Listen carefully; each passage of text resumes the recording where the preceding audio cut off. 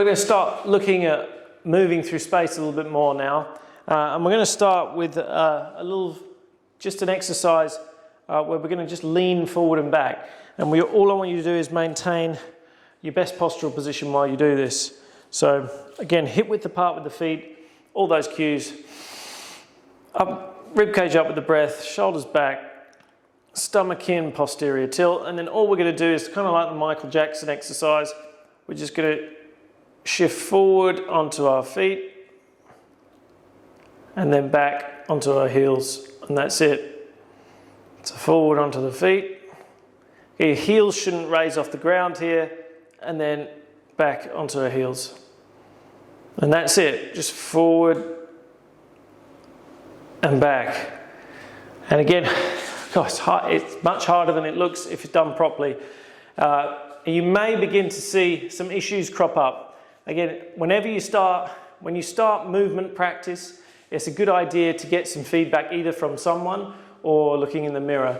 So for this one in particular, if you have a look from side on, you may see yourself or a partner that you're training with or whatever doing some things that are maybe not what they should do. So it should look roughly like this. I'm hoping I'm giving a good demonstration here, but my whole body should really stay in a straight line.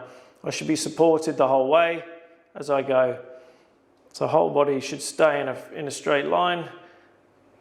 And I'm just shifting the weight forward and back. And it's a bit like that with the stick. So my whole body should basically look like that as I go up and down there as I'm going through that range of motion. Now some common problems, again, if you're struggling to maintain your posture, some common problems that you'll see in this position is people will shift their weight forward with their hips first.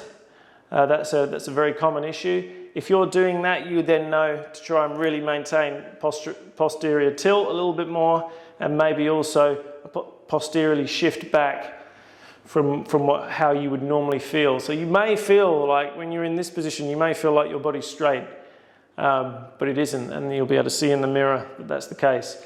The other thing that you often see is people leaning over like this with their upper body as well. So again, you may need to adjust, pull the shoulders back a little bit as you come forward and back.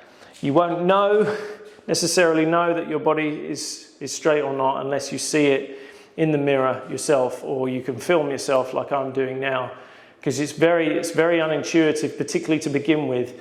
As you develop better body awareness, you start to feel where your body is in space a little bit better. And then also check this out from the front as well. I often find when I do this exercise on people that it shows up some issues going to the front as well. So again, trying as best as you can with good posture just to lean forward and back. And I don't know, maybe in the camera right now you can see some asymmetry going on with my body as I lean forward and back here, or maybe it looks about right. But often what you find is as people lean forward here, they'll put their weight over on one foot noticeably more than the other, or they may collapse in on one side a little bit more than the other.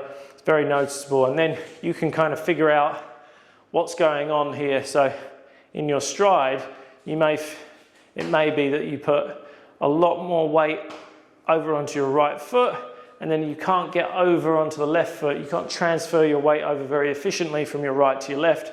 This is a problem that I have.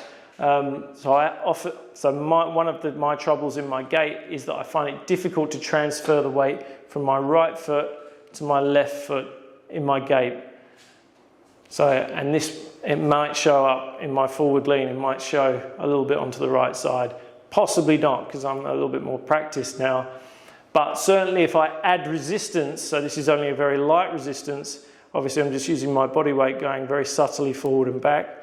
But if I start adding resistance from the back, or I start maybe sprinting again, that's when I'll start putting more of that weight on the right side, and it will be a bit of a struggle to get it over onto the left. And that, if I briefly explain what tends to happen with me, is that as this foot pulls back in my stride, so as I get here and I pull back, my classic problem has been that my body has taken over. Because I can't get over onto this side, it's a whole range of issues that I find difficult to get it over to that side. but I will shift my hips there to go onto this left leg, and that was doing quite a lot of damage to my right hip joint. So that's something I'm still working on and working my way through. So anyway, so that would be just the forward lean. We'll go straight into the next one then, which is just going to be a side to side lean. So same thing. So best postural position you can, and you're just going to shift your weight from one leg to the other. Again, you can lift the leg up slightly on this side this time. It's quite difficult. You have to really concentrate what's going on here. So a couple of things to look out for on this one. So I hope I did that one pretty well. You can start off with your feet, actually, how it's feeling through your feet, which is another good reason to not wear shoes. And not wear shoes is quite useful, wear very minimal shoes, so you can actually feel what's going on in your feet. It's very useful bit of feedback. So as you're shifting your weight from foot to foot, you might find that when you shift over to your left here, that the weight's fairly evenly distributed across the feet there. And then when you flip it onto this side, it's more on the front or it's more on the back. This is what you tend to find as you go onto one foot, that you might be slightly more to the front of the foot or the back of the foot. It may change compared to what foot you're shifting it to. So just have a feel of like that. It should feel basically the same on each foot as you go side to side. But I know it doesn't quite with me still as I do that.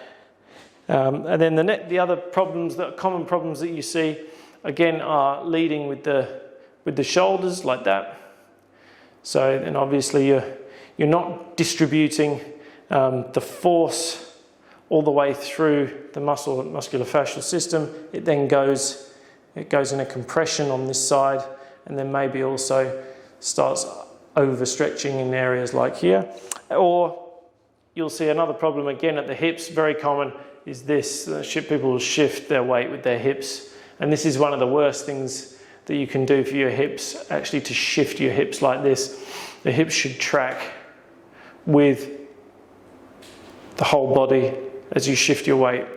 And so as you can imagine, if you're doing it just subtly like this, just going side to side in this movement, what if you try and change direction, stuff like this, you're going to put a lot of pressure through the hip joint as you change direction, either if you play sport or if you want to move fast. Again, it might not be relevant to you. Maybe you don't think you're going to be doing this kind of movement very often, or sprinting or anything, but working towards the ideal, even if you're never going to sprint in your life, you're never going to do these quick movements in your life, will take the pressure off the joints. So improve performance, injury prevention, health, rehab, whatever you think, whatever it is, they are not separate.